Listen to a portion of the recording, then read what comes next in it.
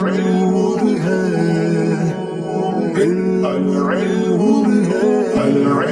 الله الرحمن الرحيم. تنبيه: صدق الخبر مطابقته للواقع وكذبه عدمها، وقيل مطابقته لاعتقاد المخبر ولو خطأ، وعدمها بدليل إن المنافقين لكاذبون، ورد بأن المعنى لكاذبون في الشهادة أو في تسميتها أو في المشهود به في زعمهم. الجاهز مطابقته مع الاعتقاد وعدمها معه، وغيرهما ليس بصدق ولا كذب، بدليل افترى على الله كذبا أم به جنة، لأن المراد بالثاني غير الكذب لأنه قسيمه، وغير الصدق لأنهم لم يعتقدوه. ورد بأن المعنى أم لم يفتري فأخبر عنه بالجنة، لأن المجنون لا افتراء له.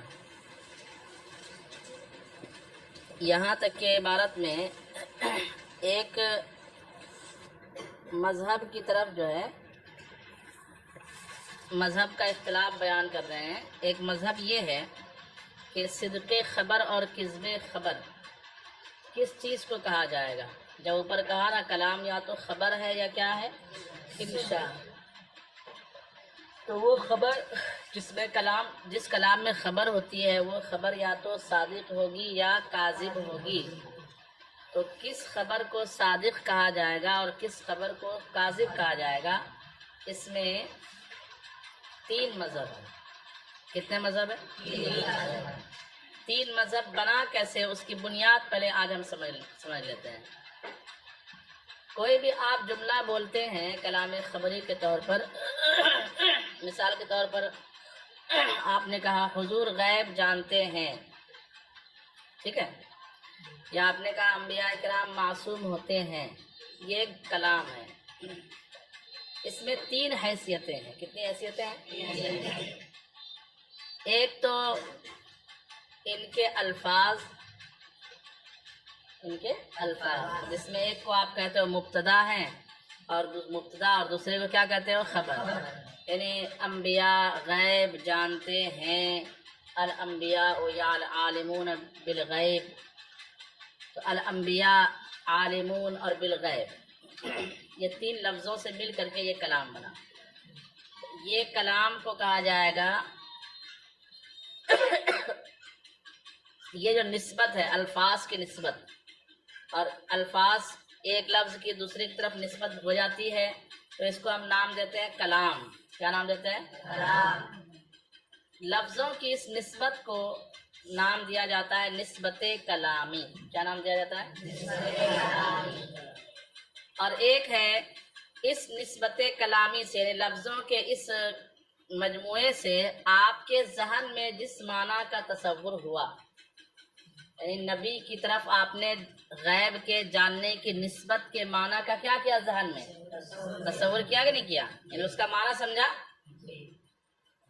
ٹھیک ہے، اس نسبت کو ذہن میں سمجھا. اس کو کہا جاتا ہے نسبت ذہنی. جو ہم نے کہا انبیاء غیب جانتے ہیں، تو اس میں ایک ہے نسبت کلامی لفظی نسبت، اور ایک ہے ذہن میں جو اس کا آپ نے معنی سمجھا، اس کو کیا کہا جاتا ہے، نسبت ذہنی. اور تیسری چیز ہے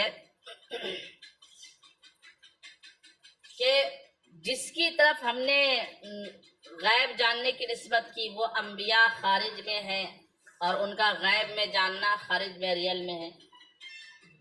خارج سمجھتے ہیں نا؟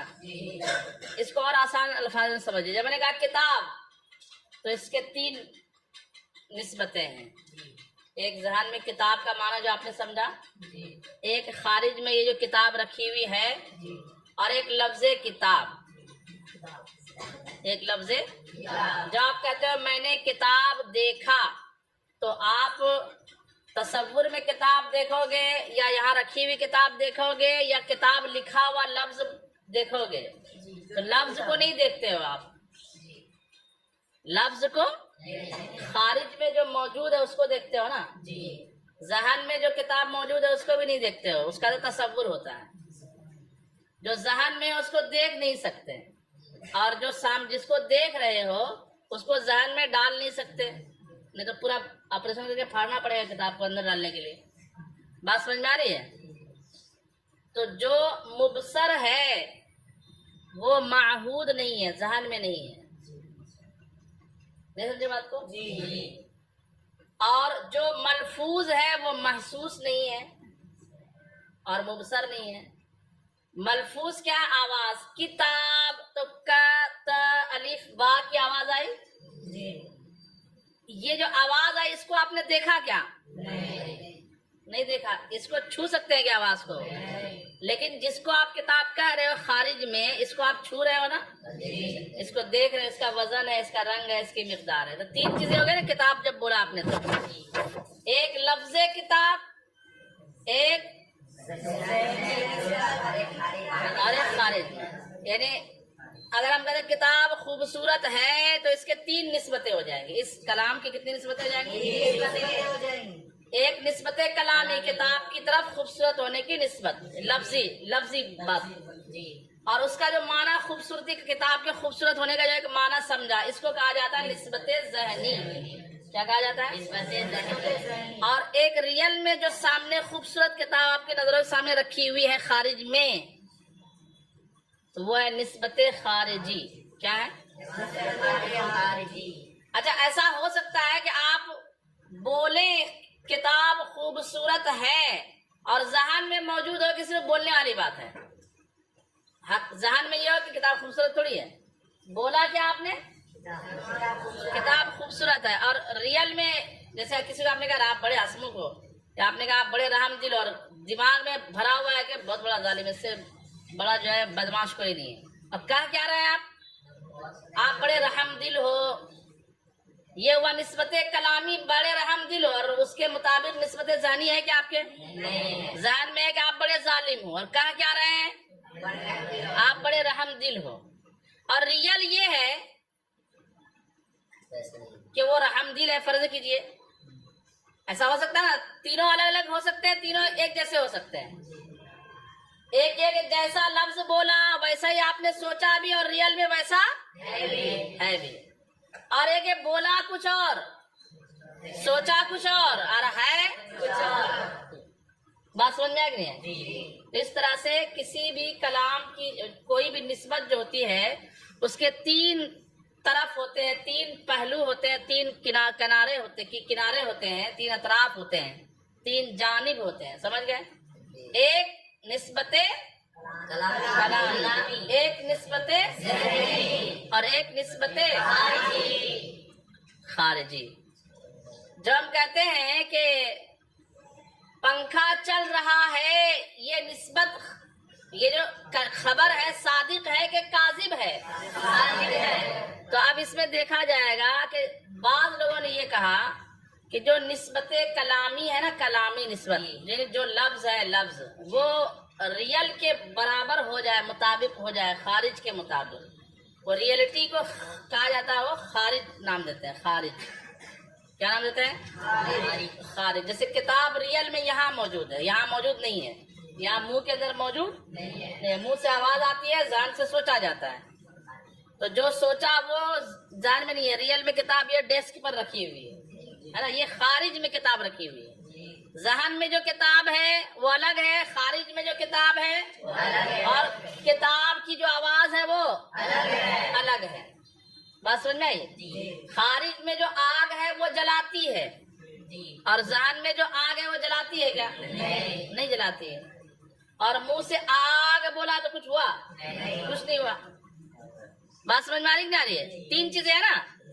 تو اس طرح سے کسی بھی کلام کی تین نسبتیں ہوں گی. نسبتیں کسی بھی جو بھی آپ خبر بولیں گے، جیسے میں نے کہا پنکھا چل رہا ہے، تو ایک ہے پنکھا بند، اور لفظ میں بولا پنکھا چل رہا ہے، تو نسبت کلامی نسبت خارجی کے مطابق ہوئی کیا؟ نہیں. اگر پنکھا چل رہا ہے اور بولا بھی کیا میں نے پنکھا چل رہا ہے، تو نسبت کلامی نسبت خارجی کے. اور میں وہاں بیٹھا ہوں، پنکھا چل رہا ہے، ٹھیک ہے، اور بول رہا ہوں پنکھا چل رہا ہے، لیکن دل میں ارادہ ہے کہ پنکھا بالکل نہیں چل رہا ہے، تو نسبت کلامی نسبت خارجی کے مطابق تو ہے، لیکن نسبت ذہنی کے مطابق یہ دونوں نہیں ہے۔ بات سمجھ میں آئے کہ نہیں آئے؟ تین چیزیں سمجھ میں آ گئی؟ تو کب کہیں گے کہ یہ خبر سچی ہے، یہ بات سچی ہے کب کہیں گے؟ تو دیکھیے کیا ہوتا ہے، ایک آدمی سے آپ نے پوچھا، مفتی نے پوچھا آپ نے اپنی بیوی کو طلاق دیا کیا؟ کوئی سوال کرتا ہے کہ وہ فلاں نے اپنی بیوی کو طلاق دیا، طلاق واقع ہوئی، تو مفتی کیا بولتا ہے؟ اگر یہ خبر واقع کے مطابق ہے، اگر یہ خبر تو زید کی بیوی پر اتنی طلاق پڑ جائے گی۔ تو واقع کے مطابق ہونے کا مفتی جو معنی مراد لیتا ہے وہ یہ ہے کہ جیسا بولا گیا ہے ریئل میں ویسا ہی ہوا ہو، جیسا بولا گیا ہے مخبر ویسا مان رہا ہو نہیں مان رہا، وہ ایک الگ چیز ہے۔ ایک ہے کہ زید کہے کہ میں نے اپنی بیوی کو طلاق دیا، کہے کہ میں نے اپنی بیوی کو طلاق دیا، اور ریئل میں اس کو طلاق دیا ہو، ریئل میں اس کو طلاق دیا، لیکن سوچے کہ میں نے طلاق نہیں دیا، تین الگ باتیں ہو جائیں گی۔ کتنی باتیں ہو جائیں گی؟ تو پہلے جو دو مذہب ہے صدق خبر کا وہ اس طریقے سے ہے کہ پہلا مذہب یہ ہے جو عام جمہور محققین کا مذہب ہے کہ اگر خبر یعنی نسبت کلامی خارج کے مطابق ہو جائے، واقع کے مطابق ہو جائے، کس کے مطابق ہو جائے؟ چاہے مخبر یعنی جو خبر دے رہا ہے اس کا اعتقاد اس کے مطابق ہو یا نہ، اس سے کوئی غرض نہیں۔ تو اگر مثال کے طور پر ایک مومن کہے اللہ ایک ہے اور ایک کافر کہے اللہ ایک ہے، کافر بھی کہے اللہ ایک ہے، مومن بھی کہے، تو یہاں مومن جب کہتا ہے اللہ ایک ہے تو تینوں سب مطابق ہے ایک دوسرے کے، اس کا اعتقاد حقیقت کے مطابق ہے، اور نسبت کلامی وہی ہے۔ نسبت کلامی، نسبت ذہنی اور نسبت خارجی سب ایک دوسرے کے کیا ہے؟ اور جب کافر کہتا ہے کہ اللہ ایک ہے اور اعتقاد ہو کہ ایک نہیں ہے، کہہ رہا ہے ایک ہے، تو نسبت کلامی نسبت خارجی کے مطابق تو ہے لیکن اس کے اعتقاد کے مطابق بات سمجھ میں آ رہی ہے؟ تو جو لوگ پہلا مذہب یہ ہے صدق خبر کا مطلب یہ ہوتا ہے کہ خبر واقع کے مطابق ہو، خبر چاہے مخبر کا اعتقاد واقع کے مطابق ہو یا نہ ہو، اس سے کوئی غرض نہیں ہے، ٹھیک ہے؟ ایک مذہب۔ اور دوسرا مذہب یہ ہے کہ خبر کا اعتقاد مخبر کے مطابق ہونا چاہیے، مطابقت ہونی چاہیے اس کی کس سے؟ خبر کی، یعنی نسبت کلامی کی مطابقت اعتقاد مخبر سے ہونی چاہیے، چاہے خارج میں مطابقت ہو یا نہ ہو۔ جیسے کافر کہے پتھر معبود ہے، کیا کہے؟ کافر کہے پتھر معبود ہے، ٹھیک ہے؟ نسبت کلامی اس کے اعتقاد کے مطابق ہے کہ نہیں؟ لیکن واقع کے مطابق ہے کیا؟ تو دوسرے مذہب کے مطابق یہ خبر کافر کے گمان میں کیا ہوگی؟ اس کو کہا جائے گا کہ وہ اپنے کلام میں صادق ہے، وہ اپنے کلام میں کیا ہے؟ بات سمجھ میں آئی؟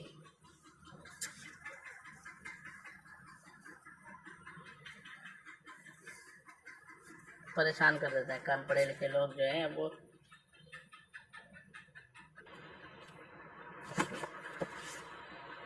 تو یہ دو جو مذہب ہے کہ نسبت کلامی خارج کے مطابق ہو یا اعتقاد مخبر کے مطابق ہو، اس کو صدق اور کذب کہا جائے گا، ٹھیک ہے نا؟ تیسرا مذہب یہ ہے، اچھا کوئی بھی کلام خبری یا تو سچی ہو، کلام خبری یا تو صادق ہے یا کاذب ہے، بس اس کا کوئی صورت نہیں ہے۔ لیکن جو لوگ یہ کہتے ہیں کہ صدق خبر یعنی خبر کے صادق ہونے کا مطلب صرف یہ نہیں ہے کہ واقع کے مطابق ہو، بلکہ اعتقاد مخبر کے بھی یہ جو شرط لگاتے ہیں، اس طرح سے کچھ خبریں ایسی ہو جائیں گی کہ جو نہ تو صادق ہوگی جو اور نہ کاذب ہوگی۔ کیسے؟ ایک بات کسی نے بولی تو بولنے والا اس کو مان بھی رہا ہے اور ریئل میں ویسا ہی ہے جیسا اس نے، تو اس کو ہم کیا کہیں گے؟ وہ کلام صادق ہے نا. ایک بات کسی نے بولا تو بولنے والا اس کے خلاف مان رہا ہے اور ریئل میں بھی اس کے خلاف بات ہے، وہ یہ خبر کیا ہوگی؟ لیکن اب اس میں اور 4 صورتیں نکلیں گی. جو صادق ہوگی یہ تو کاذب صادق ہو گیا تیسرے مذہب کے مطابق. لیکن ایک خبر ہوگی کہ بولنے والا بول رہا ایسا، ریئل میں ہے ویسا، اور ریئل میں ہے ویسا، اعتقاد کچھ اور ہے. اس میں 4 صورتیں نکل جائیں. کتنی صورتیں؟ یعنی نسبت کلامی یا تو واقع کے مطابق نہ ہو، اعتقاد مخبر کے مطابق ہو. اس کو نہ صادق کہیں گے نا، کیونکہ صادق کہنے کے لیے ضروری ہے کہ نسبت کلامی دونوں کے مطابق ہو. دونوں کے مطابق سمجھ رہے نا، ذہن کے مطابق بھی اور خارج کے مطابق بھی، جس کو کہتے ہیں واقع کے مطابق.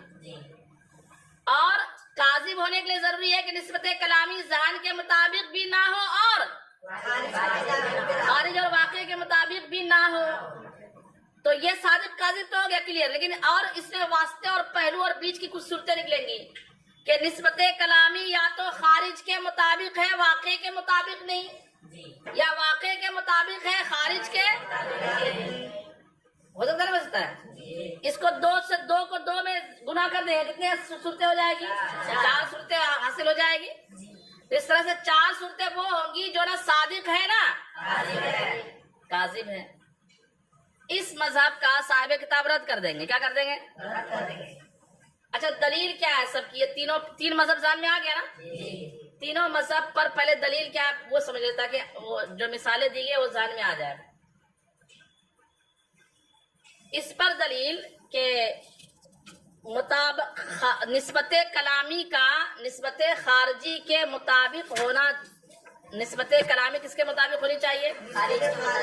اس پر جو مشہور دلیل ہے پنکھا چل رہا اور آپ نے کہہ دیا کہ پنکھا چل رہا ہے. وہ جو دوسرا مذہب ہے کہ نسبت کلامی کس کے مطابق ہونی چاہیے؟ اعتقاد مخبر، جس کو ہم نسبت ظاہری نام دے رہے ہیں.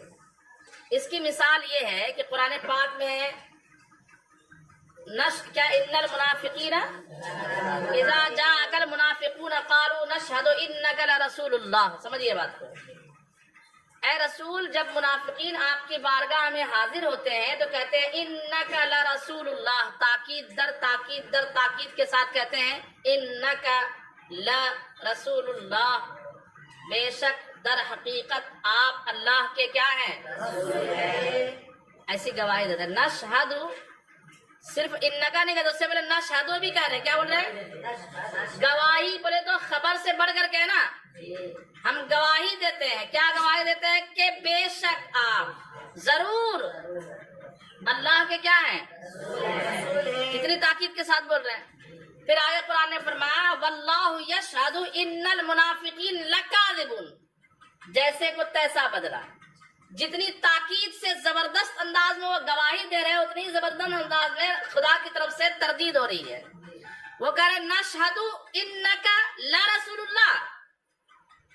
قرآن کہتا ہے یشہد ان المنافقین واللہ یشہد ان المنافقین لکاذبون.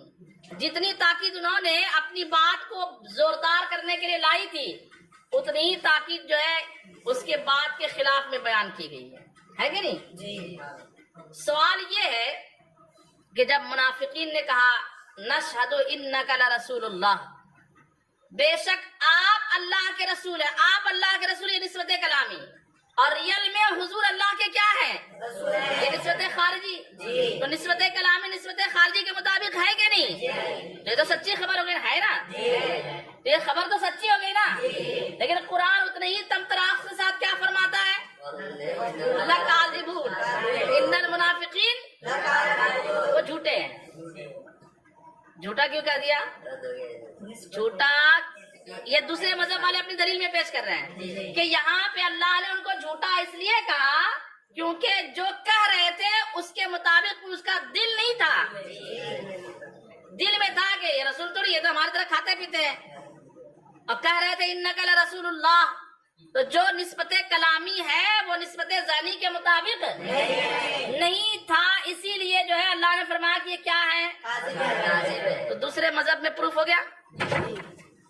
اب اس کا جواب دیا گیا ہے، وہ اس کی طرف اس کو کل میں بتاؤں گا۔ تیسرا مذہب ہے کیا ہے؟ نسبت کلامی نسبت خارجی کے مطابق بھی ہو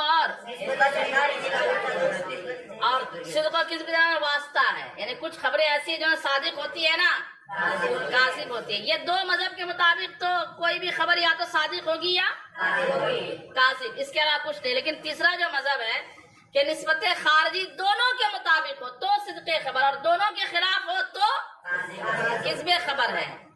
اس پر ان کی دلیل یہ ہے کہ قرآن پاک میں فرمایا گیا ہے کہ جب حضور پاک صلی اللہ تعالیٰ علیہ وسلم نے لوگوں کو ایمان کی دعوت دی تو آپ جو ہے وہ آسمانی خبریں بتاتے تھے اور جنت و دوزخ کی باتیں بتاتے تھے، ہے نا۔ لوگوں کو کہتے تھے کہ ایمان کا مطلب یہ ہوتا ہے کہ موت کے بعد حساب و کتاب ہے اور تمہیں اٹھایا جائے گا۔ تو یہ لوگ کافروں کو لگتا تھا کہ ایک بندہ جب مر گیا، ہڈیاں گل سڑ گئی ہے کہ نہیں، ریزہ ریزہ چورا چورا ہو گیا، وہ دیکھتے تھے ریتی میں دباتے تھے مردہ، اس کی ہڈی نظر آتی تھی، اس کے دماغ میں بھیجے میں یہ بات کہتے تھے کہ پھر زندہ کیسے ہو جائے گا یہ، ہے نا۔ بات سمجھ میں نہیں، وہ ہڈی کا چورا کر کے ایسے حضور کے سامنے بولتے تھے، آپ بولتے ہیں یہ وہی رمیم یحییھا الذی وہی رمیم، کیا ہے قرآن پاک میں مرتن، ہاں وہ کہتے تھے یہ چورا والی ہڈی، اتنی بوسیدہ ہڈی جو ایک دم دباؤ تو پیس جا رہی ہے، اس کو آپ کہتے ہیں، اڑا کے کہتے تھے حضور کو، اس کو آپ کہتے ہیں کہ دوبارہ زندہ ہو جائیں گے یہ لوگ، ہے نا۔ اِنَّا لَمَبْعُوثُونَ، ہم دوبارہ زندہ ہو جائیں گے، کیسے ہو سکتا ہے؟ تو یہ قول جو ہے اتنا نفیس قول ان کے موٹے بھیجے دماغ میں آتا ہی نہیں تھا، اتنا زبردست قول جو ان کے دماغ میں آ نہیں پاتا تھا، تو وہ یہ جملہ کہتے تھے، کیا کہتے تھے؟ افترا علی اللہ کذبا ام بہ جنہ، معاذ اللہ۔ اصل میں افترا علی اللہ، کہیں اللہ پر یہ جھوٹ تو نہیں باندھ رہے گا، اللہ کا نام لے کر اس طرح کی باتیں کر رہے ہیں، ام بہ جنۃ، یا ان کے ساتھ کیا ہے؟ جنون ہے، جن نہیں، جنون ہے، ان پر جنون طاری ہو گیا ہے، یہ اس طرح کی باتیں کرتے تھے۔ اس زمانے میں جب کافر اپنے آپ کو اتنے بڑے عقل مند سمجھتے تھے اور وہاں جب ایسی سی باتیں بیان کی گئی تو ان کے ہوش اڑ گئے، ان کے دماغ میں باتیں نہیں آتی تھی، یعنی کون سی باتیں کرتے ہیں یہ، عرش کی باتیں، جنت کی باتیں، جہاں پانی نہیں ہے وہاں کہتے تھے آب کوثر ہے کہ نہیں، جہاں پانی لوگوں کو ملنا، جہاں کھانا نہیں ملتا تو بولتے تھے جنتی نعمتیں ہیں، شہادت کو موت کہا گیا۔ تو یہ باتیں بالکل ان کے سمجھ میں نہیں آتی تھی، یہ باتیں اتنی بڑی بڑی باتیں۔ تو انہوں نے کہا افطرا علی اللہ، اصل میں افطرا سوالیہ جملہ وہاں پہ، کیا اللہ پر یہ انہوں نے جھوٹ باندھا ہے، ام بہ جنہ، یا ان کے ساتھ کیا ہے؟ اچھا، یہاں پہ وہ کہتے ہیں تیسرے مذہب والے کہ اگر خبر صرف سچی یا جھوٹی ہوتی، خبر صرف کیا ہوتی ہے اگر سچی ہوتی، تو یہاں پہ افطرا تو جھوٹ کو ہی کہتے ہیں، افطرا کس کو کہتے ہیں؟ اس کی قسم بنایا گیا ام بھی جنہ، یا تو جھوٹ ہے یا جھوٹ نہیں ہے۔ اچھا، تو جھوٹ نہیں ہے وہ سچ بھی نہیں ہوتا ہے، کیونکہ ان کی بات کو سچی مان ہی نہیں رہے نا وہ لوگ، حضور کی بات کو سچی مان رہے ہیں کیا؟ سچی نہ مانتے ہوئے کہہ رہے ہیں نا، یعنی کہا کہ یہ تو سچے نہیں ہے اپنے بات میں، تو کیا ہے؟ تو کہا یا تو جھوٹ ہے یا تو افطرا ہے یا جنون والی باتیں ہیں۔ تو جنون والی بات کو وہ جھوٹ بھی نہیں مان رہے ہیں کیونکہ حرف ام کے ذریعے استعمال ہوا ہے نا، یا تو یہ ہے یا یہ ہے، یوں کہہ رہے ہیں وہ، افطرا علی اللہ ام بہ جنہ، افطرا علی اللہ ام بہ جنہ، یا تو یہ یا یہ، مطلب جھوٹ کو الگ مان رہے ہیں اور جنون کی بات کو، اور اس کو صدق تو نہیں مان رہی، تو طے ہے نا، کیونکہ حضور کا سچا مان ہی نہیں رہے تھے وہ، تو نہ جھوٹ ہے نہ صدق ہے۔ اس کا مطلب ایک تیسری چیز ہوئی، تو مطلب ایک خبر ایسی ہے اس آیت میں جس کو کفار نہ تو صادق مان رہے ہیں اور نہ، اور یہ کب ہوگا؟ تو وہی کہتے ہیں جب واسطہ مانیں گے، اور واسطہ کب ہوگا؟ جب ہم یوں کہیں کہ کلامی نہ تو خارجی کے مطابق ہو رہا، تو یہ کذب خبر ہے، اور جب اس دونوں میں سے کچھ نہ ہو تو نہ صادق اور نہ کاذب۔ یہ تین مذہب ذہن میں رکھیے. دوسرے اور تیسرے مذہب کا جواب کیا دیا گیا, کس طریقے سے اس کو حل کریں گے انشاءاللہ اس کو